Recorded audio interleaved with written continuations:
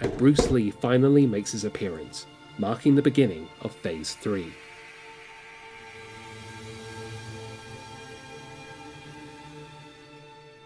Our hero presents his own extended limb, a wiry emerald hue bamboo stick.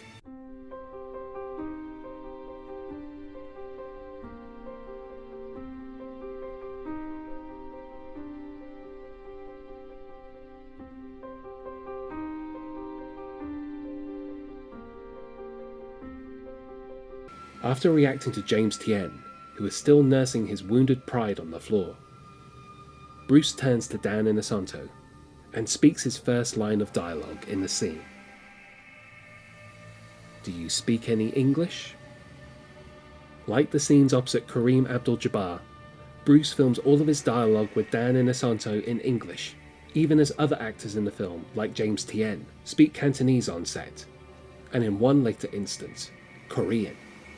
Dan Inosanto responds, "Of course I speak English." Bruce looks down at the wounded Che as he says to Dan, "I hope you don't mind us moving our man, so that the two of us will have more room to groove."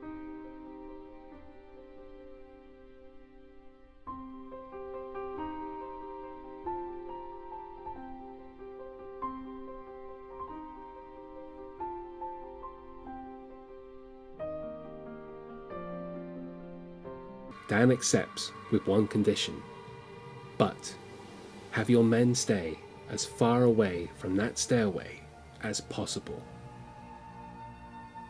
The idea that the three of them could ambush the third floor guardian, or indeed any of the adversaries in the pagoda, is seemingly out of the question. Like the Colosseum in The Way of the Dragon, the rules of combat apply, and to break them, even during a heist, is to lose face. Though films made in Hong Kong in 1972 were overwhelmingly distributed in Mandarin, in contrast to the Cantonese language more commonly spoken by Hong Kongers, that had yet to reassert itself in the cultural mainstream, it was not unknown for films made in Hong Kong to feature English as well, especially as the country was still under British colonial rule. Bruce himself had even dubbed the voices of English-speaking characters in the original Mandarin dub tracks for Fist of Fury and The Way of the Dragon. But whether the English dialogue in The Game of Death would have been maintained for its original release in Hong Kong if it had ever been finished, we will never know.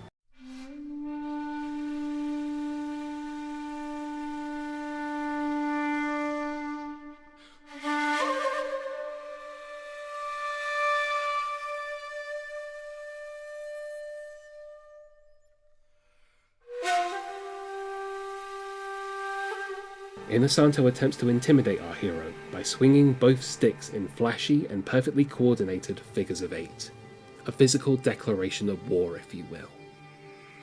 But unlike James Tien, Lee has no intention of matching Inosanto's fighting repertoire, or as he dubs it later, a rehearsed routine.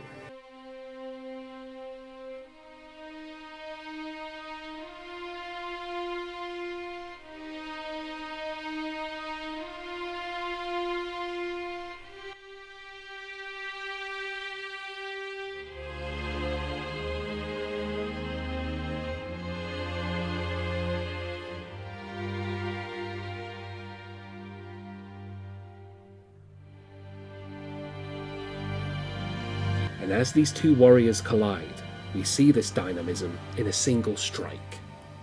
Efficient and non-complex, Lee strikes his bamboo stick akin to the snap of his famous back fists. Suddenly, Inosanto's flashy routine unveils its restrictive nature. Two hefty sticks simply can't keep up with the fast whipping motion of one thin and more elusive stick. In addition, the defensive stance of crossing two sticks proves to also be futile. Haiqian, using the bamboo stick like a whip, strikes the third floor guardian on the forehead, branding him with the first of two scars. He taunts him further, with another line of dialogue expressing his and Bruce's martial philosophy. "I'm telling you, it's difficult to have a rehearsed routine to fit in with." Broken rhythm. Already, One of our questions from Phase 2 is answered. The swinging duo sticks are indeed extensions of Inosanto's body, and we can see the years of drilling these patterns have concocted a powerful formula, but only to a point. Once Inosanto becomes reliant on that formula, he corners himself from expressing these objects in any other way. The sticks are no longer extensions of his body, but chains. Or, as Bruce taunts him further, you see, a rehearsed routine lacks the flexibility to adapt.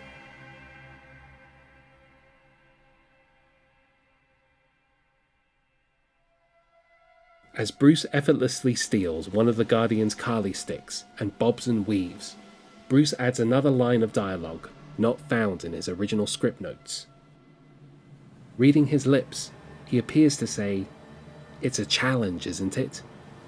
When bamboo strikes, it's a sword." Others have interpreted the line differently, and on the second take, it could be argued that he says, "When bamboo strikes, it's hard."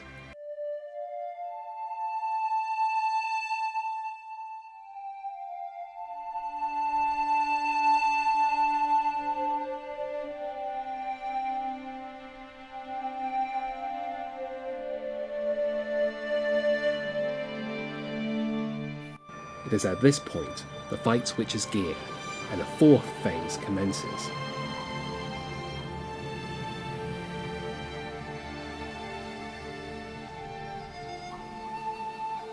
To counter such an elusive and unpredictable opponent, Inosanto employs the nunchaku, a weapon derived from Okinawa, where two sticks are joined by a chain or cord.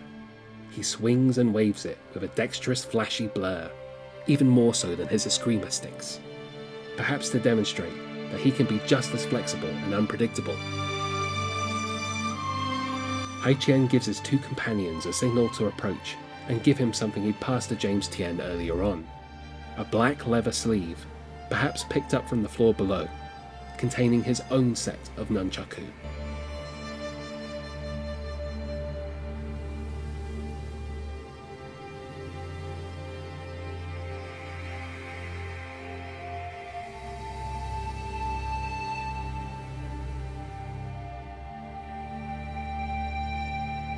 Of course, Lee is undeterred.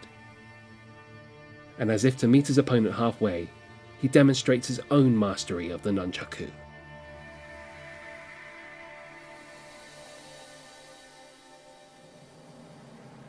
Day 4 of filming the scene begins with the Guardian's stunned response to Haiqian's skills, to which Bruce cheekily responds, "Surprised?"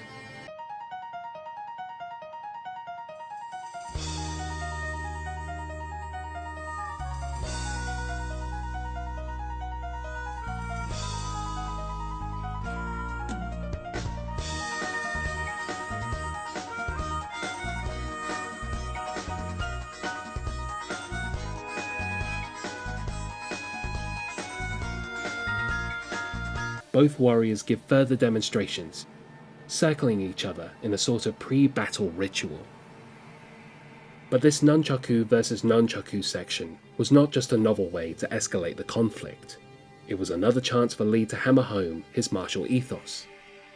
Seemingly similar in the way they wield their weapons, on closer inspection, both warriors carry over their physical tics and traits from the previous phase.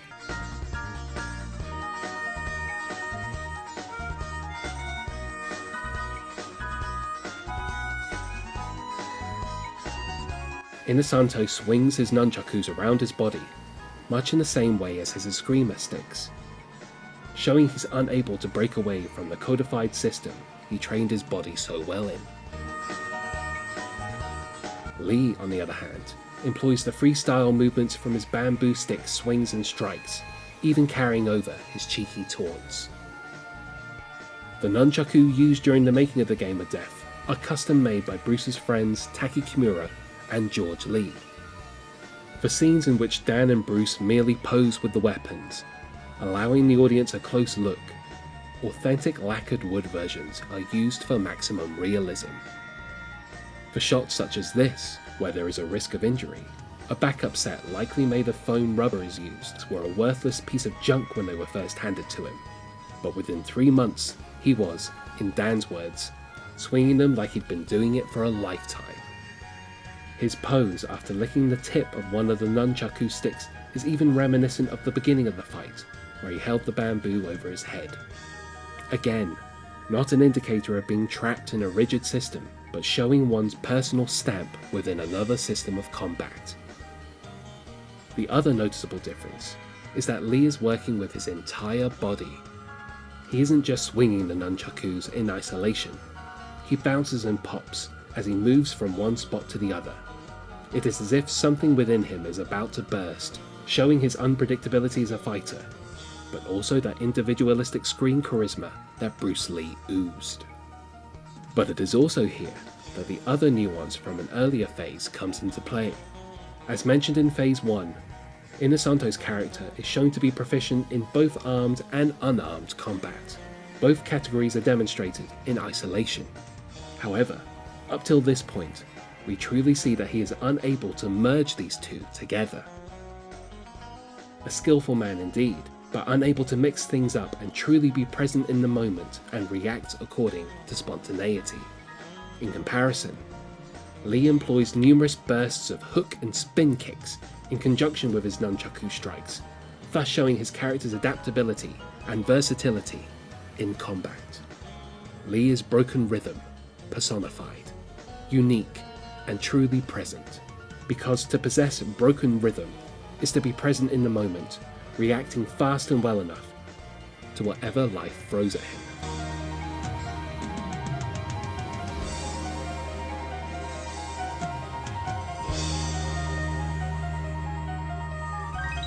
While a weapons versus weapons fight was nothing new for a Bruce Lee film, whether it was the nunchaku versus sword battle in Fist of Fury, the nunchaku versus switchblade fight in The Way of the Dragon, or even just the knife fights in The Big Boss, it perhaps seems inevitable that he would choreograph a fight where both opponents wield the weapon that was swiftly becoming his trademark. Granted, a majority of the fight becomes a matter of defense over offense because of this, but it gives a more unique spin on a Bruce Lee fight in the long run. It's well documented that Inosanto was Lee's teacher of the weapon, so of course, by Lee casting Inosanto in the nunchaku fight, it becomes a direct case of the student becoming the master. But as emphasized by Lee's strong eye for the camera, his approach to certain nunchaku maneuvers, such as stance shifting, is shown to have more of a flourish to them than Inosanto's. Inosanto, or rather the third floor guardian, tends to stay hand-locked when shifting from shoulder to shoulder, guarded and stiff, while Lee as Haiqian goes for the over-the-shoulder swings, more casual and exhibitionist.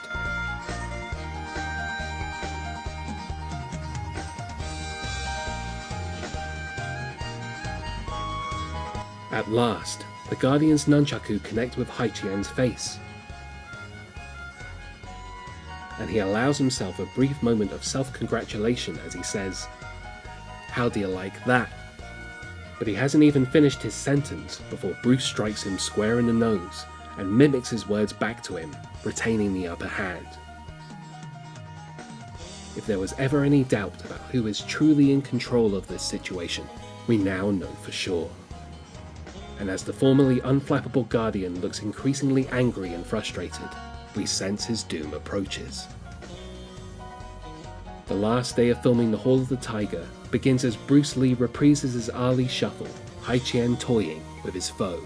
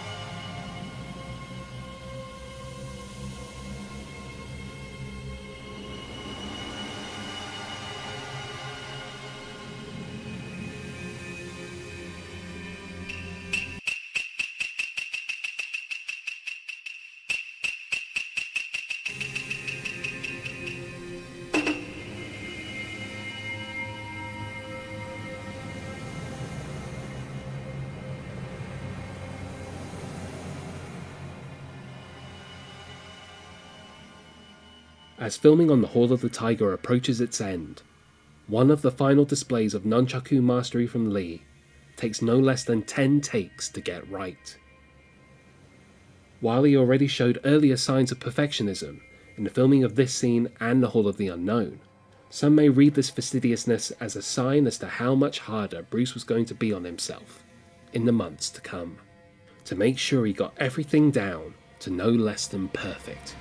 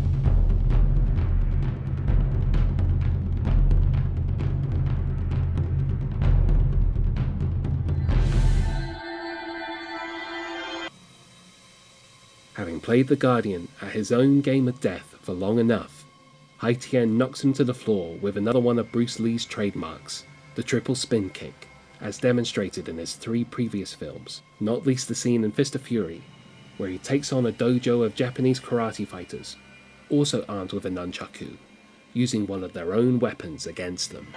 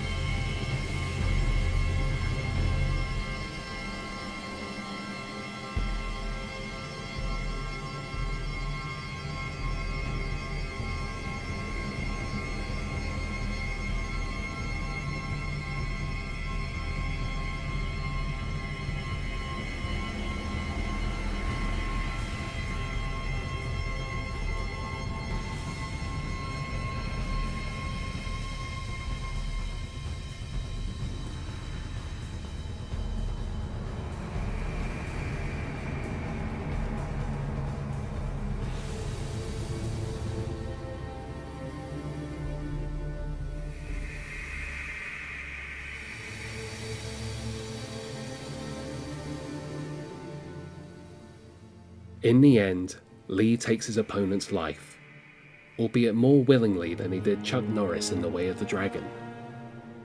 Though we do see the briefest pause as his character soaks in his deed. Is it regret? Perhaps a growing weariness? It's vague, yet no less compelling, and just another example of Lee's unique screen presence at play. As behind the scenes, Lee tries to assemble a cast for the next round of filming, sending Taki Kimura a plane ticket so he can fly from Seattle to Hong Kong in a couple of weeks to play the second floor Guardian. The Hall of the Tiger shoot ends as Lee, Che Yuan and James Tien all ascend the fake stairway to nowhere. In a letter, in which he also tells Kimura to bring his old and blue classical gung fu uniform, Lee says, "If something comes up, I will call you personally. If not, I will see you upon your arrival, on or around October 8th. But Kimura is forced to cancel his trip to Hong Kong, and filming on the Game of Death will not resume for almost another month. Fundamentals.